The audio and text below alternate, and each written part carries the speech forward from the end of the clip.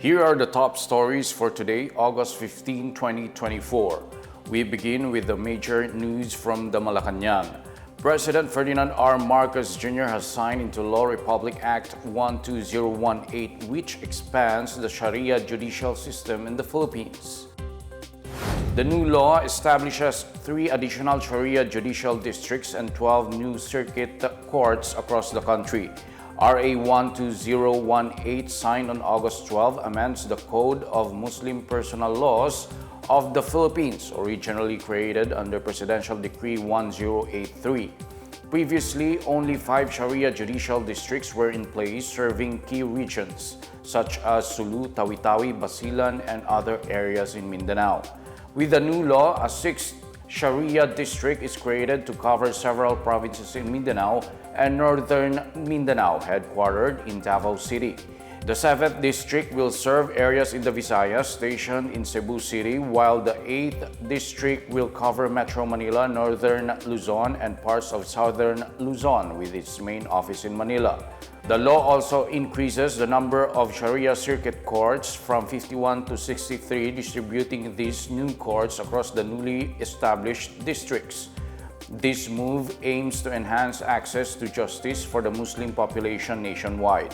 The Supreme Court will define the territorial jurisdiction of these new Sharia circuit courts based on geographic proximity, accessibility, and the local Muslim population.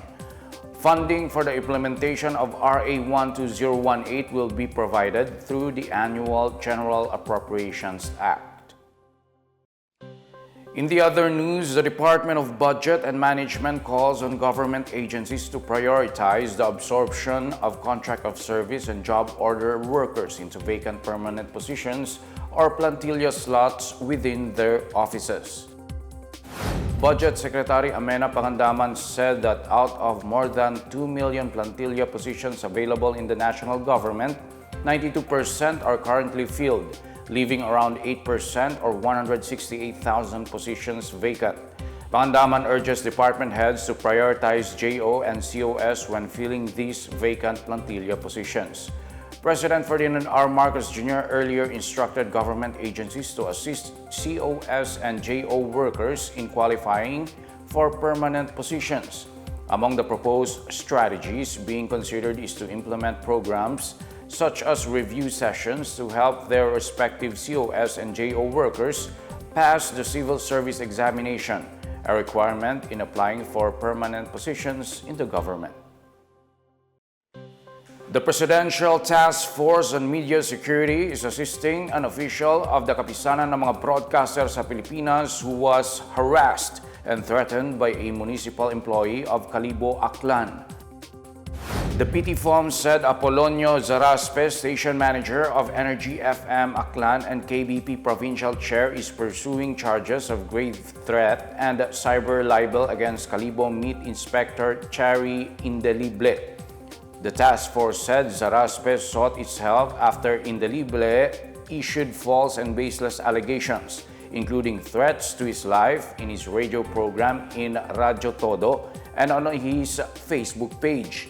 The Office of the City Prosecutor in Manila is now evaluating the complaint. PTFoMS confirmed that Zaraspe and his family are in danger based on a threat assessment by the Aklan Provincial Police on June 25. PTFoMS Executive Director Paul Gutierrez said the task force reached out to Indelible to air his side, but he did not provide any substantial response. Meanwhile, the KBP learned that Indelible had been broadcasting illegally as Radyo Todo's franchise had expired. PTFoMS reminds media workers that their profession does not grant them the unbridled discretion to launch personal tirades and defame others. The University of the Philippines assures its cooperation deal with the Armed Forces of the Philippines will not curtail academic freedom. On August 8, the UP and the AFP signed a declaration of cooperation in research, training, publication, and other capacity-building initiatives. In a statement, UP President Angelo Jimenez said the UP-AFP deal will serve as the initial framework for future collaborations. He said UP researchers have the academic freedom to choose their terms of engagement with the AFP, and any activity shall be mutually agreed upon all parties.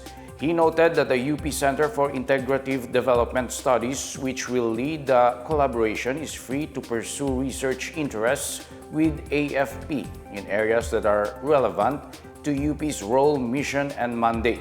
Among the initiatives of the UP and AFP are information sharing, solicitation of articles to the Philippine Journal of Public Policy, review of article submissions to the quarterly digest of the AFP Office of Strategic Studies and Strategy Management, dissemination of UP-CIDS research, capacity building for AFP personnel in terms of strategic studies and security, as well as hosting of visits, exchanges, and research fellowship.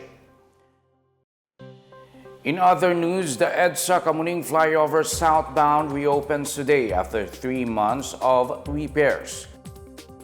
The Metropolitan Manila Development Authority and Department of Public Works and Highways said the flyover is retrofitted to withstand potential earthquakes, including the so-called the Big One. Meanwhile, repair works under the flyover are still ongoing at 30% completion. DPWH National Capital Region Director Lori Malaluan said they are installing chain-type restrainers to keep the flyover intact during earthquakes. She also assured that the continuing construction work under the flyover will not affect the lanes above. MMDA Chair Romando Artes also said the southbound lanes have been opened 2 months ahead of schedule so that motorists can already pass.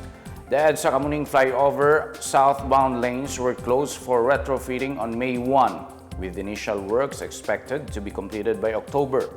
Other bridges in Metro Manila, such as the Guadalupe Bridge and the Magallanes Flyover in Makati City, are also undergoing reinforcement. And that's the latest and the biggest stories on the PNA Headlines. For more news updates, please visit our website, pna.gov.ph, or our Facebook and X account, Philippine News Agency. The PNA Headlines is also streamed via the Servicio Facebook page. You may also watch the PNA Headlines through the Philippine News Agency's YouTube account and via the News and Information Bureau website under PNA News. I am Wilnard Bacelonia. This is the PNA Headlines, bringing stories that unite the nation.